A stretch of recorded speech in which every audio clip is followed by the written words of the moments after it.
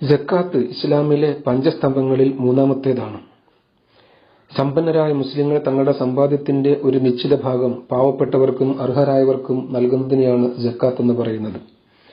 ഇത് ഒരു ദാനധർമ്മം മാത്രമല്ല, സാമ്പത്തികമായ ഒരു ആരാധന കൂടിയാണ്.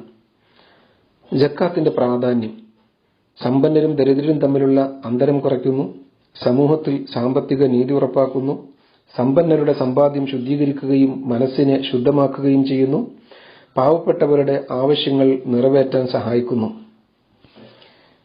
സക്കാത്ത് നൽകേണ്ടവർ അവർ മുസ്ലിമായിരിക്കണം, നിശ്ചിത അളവിൽ സമ്പത്ത് അതിന്റെ നിസാബ് പൂർത്തീകരിച്ചിരിക്കണം, ഒരു വർഷം പൂർത്തിയാകുമ്പോൾ ആ സമ്പത്ത് പൂർണ്ണമായും കൈവശമുണ്ടായിരിക്കണം എന്നീ നിബന്ധനകൾ നിർബന്ധമാണ്.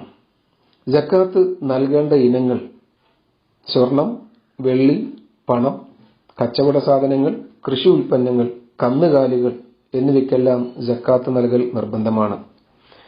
സക്കാത്ത് സ്വീകരിക്കുന്ന ആളുകൾ അഥവാ നൽകേണ്ടവർ അവകാശികൾ, അത് ദരിദ്രർ അഥവാ ഫുഖറാ, അഗതികൾ അഥവാ മസാക്കീൻ, സക്കാത്ത് ശേഖരിക്കുന്നവർ അഥവാ ആമില്യങ്ങൾ, മനമിണക്കപ്പെടേണ്ടവർ അഥവാ മുഅല്ലഫത്തുൽ ഖുലൂബ്, കടം കൊണ്ട് വിഷമിക്കുന്നവർ ഗാരിമീൻ, അടിമമോചനത്തിന് ശ്രമിക്കുന്നവർ ഫിർരിഖാബ്, അള്ളാഹുവിന്റെ മാർഗത്തിൽ പ്രവർത്തിക്കുന്നവർ അഥവാ ഫീ സബീലില്ലാ, യാത്രക്കാർ വബിനിസ് സബീൽ.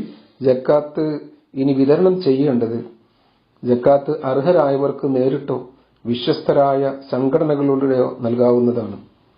സക്കാത്ത് രഹസ്യമായി നൽകുന്നതാണ് ഉത്തമം. സക്കാത്ത് നൽകുന്നതിലൂടെ പാവപ്പെട്ടവരുടെ അഭിമാനം സംരക്ഷിക്കപ്പെടേണ്ടതുണ്ട്. സക്കാത്ത് ഇസ്ലാമിക സമൂഹത്തിന്റെ സാമ്പത്തിക ഭദ്രതയ്ക്കും സാമൂഹ്യ നീതിക്കും വളരെയധികം സഹായിക്കുന്ന ഒരു ഘടകമാണ്. സക്കാത്ത് നൽകേണ്ട കണക്ക് ഇപ്രകാരമാണ്. അതിൽ സമ്പത്ത് കണക്കാക്കുന്ന രീതി: ആദ്യം നിങ്ങളുടെ കൈവശമുള്ള എല്ലാ സമ്പാദ്യങ്ങളും കണക്കാക്കുക. സ്വർണം, വെള്ളി, പണം, കച്ചവട സാധനങ്ങൾ, കൃഷി ഉൽപ്പന്നങ്ങൾ, കന്നുകാലികൾ എന്നിവയെല്ലാം ഇതിൽ ഉൾപ്പെടും. കടങ്ങളുണ്ടെങ്കിൽ അവ കുറയ്ക്കണം. ബാക്കിയുള്ള തുക നിസാബ് എത്തിയിട്ടുണ്ടെങ്കിൽ അതിന്റെ സക്കാത്ത് കൊടുക്കണം. നിസാബ് ഇപ്രകാരമാണ്: സ്വർണമാണെങ്കിൽ 85 ഗ്രാമും വെള്ളി 595 ഗ്രാമും. പണമായിട്ടാണ് കയ്യിലുള്ളതെങ്കിൽ അത് സ്വർണത്തിന്റെ അല്ലെങ്കിൽ വെള്ളിയുടെ നിസാബിന് തുല്യമായ മൂല്യമുണ്ടെങ്കിൽ അതിന് സക്കാത്ത് നിർബന്ധമാണ്. സക്കാത്ത് എത്തിയ സമ്പാദ്യങ്ങളുടെ 2.5% സക്കാത്തായി നൽകേണ്ടത്. ഉദാഹരണം: നിങ്ങളുടെ കൈവശം 100 ഗ്രാം സ്വർണം ഉണ്ടെന്ന് കരുതുക. സ്വർണത്തിന്റെ നിസാബ് 85 ഗ്രാം ആയതിനാൽ നിങ്ങൾ സക്കാത്ത് നൽകാൻ ബാധ്യസ്ഥനാണ്. 100 ഗ്രാമിന്റെ 2.5% 2.5 ഗ്രാം സ്വർണമാണ് നിങ്ങൾ സക്കാത്തായി നൽകേണ്ടത്. സക്കാത്ത് വിതരണം ചെയ്യുമ്പോൾ ശ്രദ്ധിക്കേണ്ട ചില കാര്യങ്ങൾ: സമ്പാദ്യം ഒരു വർഷം പൂർത്തിയാകുമ്പോൾ മാത്രമേ സക്കാത്ത് നൽകേണ്ടതുള്ളൂ. നിസാബിന്റെ മൂല്യം ഓരോ വർഷവും മാറാൻ സാധ്യതയുണ്ട്.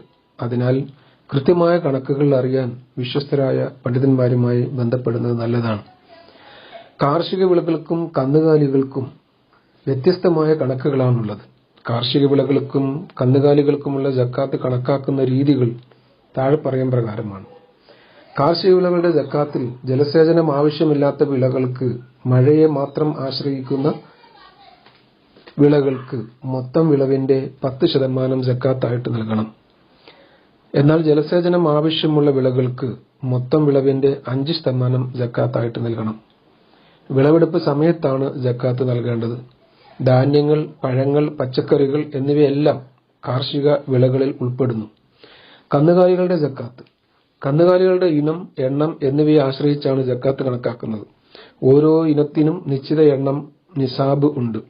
ആ എണ്ണം എത്തുമ്പോഴാണ് സക്കാത്ത് നൽകേണ്ടത്. ഒട്ടകം, പശു, ആട് എന്നിവയുടെ സക്കാത്ത് കണക്കാക്കുന്നത് കന്നുകാലികളെ മേയിച്ചു വളർത്തുന്നവർക്കാണ് സക്കാത്ത് ബാധകമാകുന്നത്. 5 ഒട്ടകമുണ്ടെങ്കിൽ 1 ആടിനെ സക്കാത്തായിട്ട് നൽകണം. പശുവാണെങ്കിൽ 30 പശുക്കളുണ്ടെങ്കിൽ 1 വയസ്സ് പ്രായമുള്ള പശുക്കുട്ടിയെ സക്കാത്തായിട്ട് നൽകണം. ആടാണെങ്കിൽ 40 ആടുകളുണ്ടെങ്കിൽ 1 ആടിനെ സക്കാത്തായിട്ട് നൽകണം. ഇവിടെ മേയിച്ചു നടക്കുന്ന ആടുകൾക്ക് മാത്രമാണ് സക്കാത്ത് എന്ന് പറയുമ്പോഴും നമ്മൾ ഫാമുകളിലോ അല്ലെങ്കിൽ പാല് ഉൽപ്പന്നങ്ങൾക്ക് വേണ്ടി വീടുകളിൽ വളർത്തുന്ന പശുക്കളുടെ വരുമാനം നേരത്തെ നമ്മൾ പറഞ്ഞ കാർഷിക വിഭവങ്ങളുടെ തുകയുമായി യോജിച്ചു വരികയാണെങ്കിൽ അതിന് 10%, 5% സക്കാത്ത് കൊടുക്കൽ നിർബന്ധമാണ്. എന്നാൽ ഇറച്ചിക്ക് വേണ്ടിയാണ് വളർത്തുന്നതെങ്കിൽ അതിനെ വ്യാവസായികമായി കാണുകയും അത് മൊത്തം തുകയുടെ 2.5% സക്കാത്ത് കൊടുക്കുകയും വേണം. സക്കാത്ത് വിതരണം ചെയ്യുമ്പോൾ ചില കാര്യങ്ങൾ ശ്രദ്ധിക്കേണ്ടതുണ്ട്. അർഹരായവരെ കണ്ടെത്തി സക്കാത്ത് നൽകാൻ ശ്രമിക്കുക എന്നുള്ളതാണ് ഒന്നാമത്തേത്. അഗതികൾ, ദരിദ്രർ, കടം കൊണ്ട് വിഷമിക്കുന്നവർ, യാത്രക്കാർ എന്നിവർക്കാണ് മുൻഗണന നൽകേണ്ടത്. വിശ്വാസയോഗ്യമായ രീതിയിൽ സക്കാത്ത് നൽകുക എന്നുള്ളതാണ് മറ്റൊന്ന്.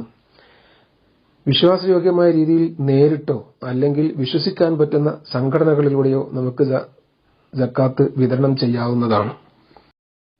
സക്കാത്ത് രഹസ്യമായി നൽകുക എന്നുള്ളതാണ് രണ്ടാമത്തെ കാര്യം. തീർച്ചയായിട്ടും രഹസ്യമായി നൽകുന്നതാണ് ഉത്തമം. പരസ്യമായി നൽകുന്നതിലൂടെ പാവപ്പെട്ടവരുടെ ആത്മാഭിമാനം മുറിവേൽക്കാൻ സാധ്യതയുണ്ട്. അർഹമായ അളവിൽ നൽകുക എന്നുള്ളതാണ് രണ്ടാമത്തെ സംഗതി. സക്കാത്ത് നൽകേണ്ടത് അർഹമായ അളവിലാണ്. ഓരോ വിഭാഗത്തിനും നൽകേണ്ട അളവ് ഇസ്ലാമിക നിയമങ്ങളിൽ കൃത്യമായി വ്യക്തമാക്കുന്നുണ്ട്. സമ്പത്തിന്റെ ശുദ്ധീകരണത്തിന് വേണ്ടിയാണ് സക്കാത്ത് നൽകുന്നത്. അതിനാൽ മനസന്തോഷത്തോടെയും ആത്മാർത്ഥതയോടും കൂടിയായിരിക്കണം സക്കാത്ത് നമ്മൾ നൽകേണ്ടത്. സക്കാത്തിന്റെ പ്രധാനപ്പെട്ട ലക്ഷ്യം സമൂഹത്തിന്റെ ഉന്നമനം കൂടിയാണ്. സക്കാത്ത് നൽകുന്നതിലൂടെ സമൂഹത്തിന്റെ ഉന്നമനമാണ് ലക്ഷ്യമിടുന്നത്. പാവപ്പെട്ടവരുടെ ജീവിത നിലവാരം ഉയർത്താനും സമൂഹത്തിൽ സാമ്പത്തിക നീതി ഉറപ്പാക്കാനും സക്കാത്ത് സഹായിക്കുന്നു. സക്കാത്ത് വിതരണം ചെയ്യുമ്പോൾ മേൽപ്പറഞ്ഞ കാര്യങ്ങൾ ശ്രദ്ധിക്കുന്നത് വഴി സക്കാത്തിന്റെ ലക്ഷ്യങ്ങൾ പൂർത്തീകരിക്കാനും സമൂഹത്തിൽ മാറ്റങ്ങൾ കൊണ്ടുവരാനും നമുക്ക് സാധിക്കും. അല്ലാഹു അനുഗ്രഹിക്കുമാറാകട്ടെ.